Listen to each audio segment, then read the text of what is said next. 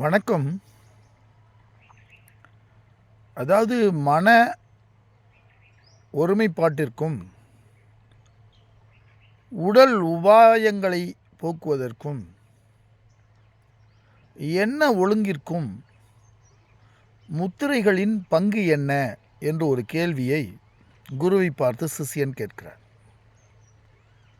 அதாவது முத்திரைகள் அப்படிங்கன்னா நமது 5 10 விரல்களிலே இருக்கின்ற இந்த பஞ்சபூத தத்துவங்களை நாம் ஒருநிலைப்படுத்துவதனால் அதனுடைய ரகசியங்களை அறிந்து அவற்றை நாம் ஒரு ஒரு உச்சபட்ச ஞானத்துடன் அதனை பயன்படுத்தும்போது உடலில் ஏற்படக்கூடிய வலிகள், உடலில் ஏற்படக்கூடிய உபாதைகள், அதுபோல உடலிலே ஏற்படக்கூடிய அளவு முறை மாற்றங்களை நாம் சீர் செய்து கொள்ள முடியும்.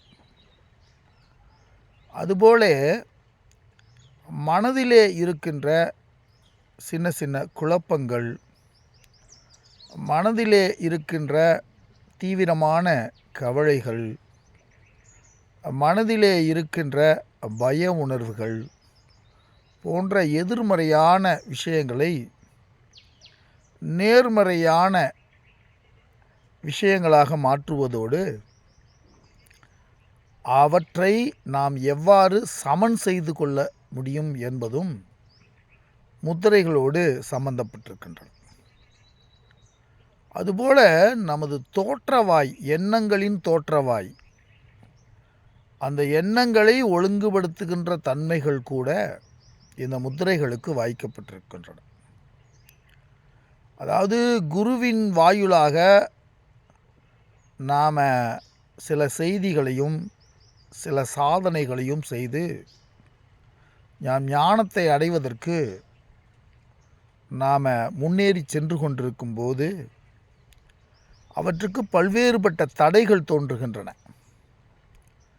அந்த மாதிரியான தடைகளில் 3 வகையான தடைகள் மிக மிக முக்கியமானவை.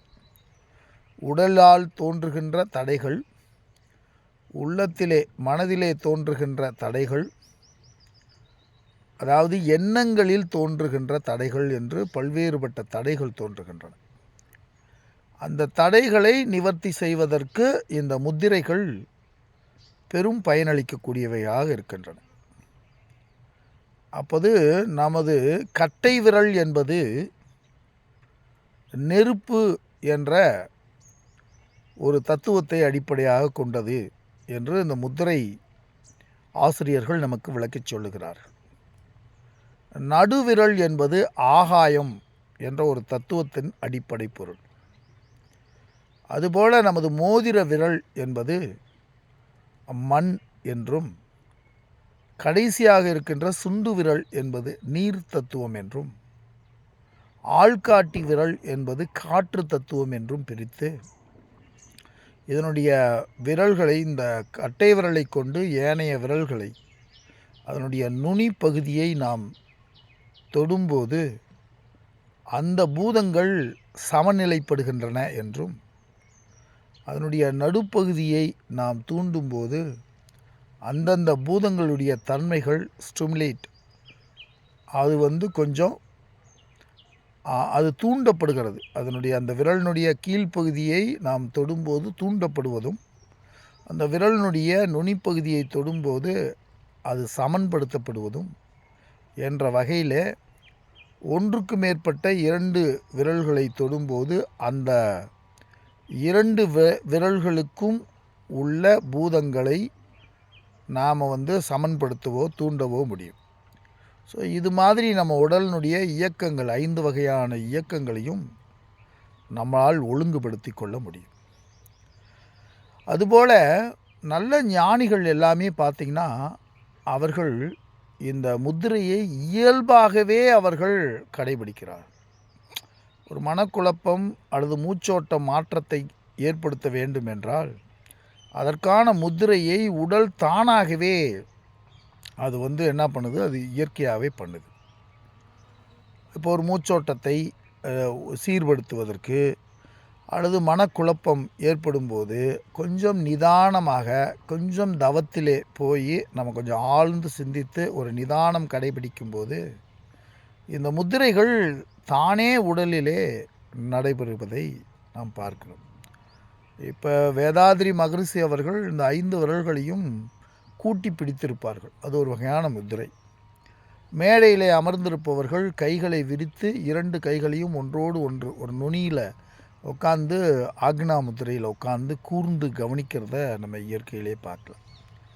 ஸோ இது மாதிரி நம்ம கோவில்களில் சென்று பார்த்தோம் என்றால் அங்கே பல்வேறுபட்ட முத்திரைகள், பல்வேறுபட்ட அமர்வுகள், பல்வேறுபட்ட ஆசன நிலையிலே நிற்கின்ற தன்மைகள், இது மாதிரியான பல்வேறுபட்ட ரகசியங்கள் கோவில்களிலே சிற்பங்களாகவும் ஓவியங்களாகவும் நமக்கு வடித்து சொல்லப்பட்டிருக்காது. அப்போ ஒரு கால் மேலே கால் தூக்கி போட்டு உட்கார்றதா இருக்கட்டும், ஒரு கை பொசிஷனில் இருக்கிறதா இருக்கட்டும், நம்முடைய முதுகு தண்டுவடம் அமையிறதா இருக்கட்டும், எல்லாமே முத்திரைகளுடைய ஒரு வகைகள் தான். ஆக முத்திரைகள் என்பது மிக மிக ஒரு அற்புதம். உடல் அளவிலும் உள்ள அளவிலும் இருக்கக்கூடிய மிகப்பெரிய ஒரு அற்புதம். இந்த ரகசியத்தை உரிய ஆசிரியர்கள் மூலமாக அறிந்து தெளிந்து கொள்ள வேண்டும்.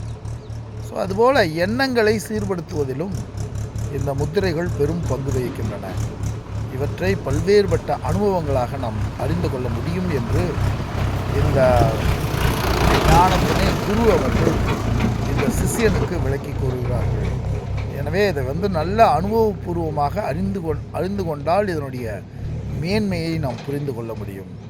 எனவே இதை முயன்று கற்று இதில் தேர்ச்சி பெற உங்கள் அனைவருக்கும் இறைவன் அருள் புரியட்டும் என்று வேண்டி இந்த பதிவினை இந்த நிலையிலே நிறைவு செய்கிறேன்.